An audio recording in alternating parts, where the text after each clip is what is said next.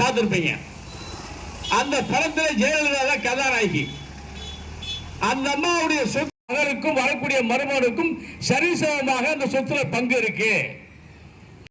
கல்யாணம் கண்டிப்பாக பண்ணிக்கணும்னு சொல்லிட்டு ஒரு உயிரெழுதி வச்சு கேட்டீங்கன்னா, நாம தாலி கட்டணும் இறந்து போகக்கூடிய ஒரு கணவனை தேர்ந்தெடுக்க வேண்டும் என்று கேட்டீங்கன்னா, நேரம் ஜெயில போய் ஒரு பார்த்து எப்படியாவது அவர்கிட்ட பெர்மிஷன் வாங்கி தாலியை வாங்கிக்க கேட்ட அந்த எம்ஜிஆர் சந்திக்குது.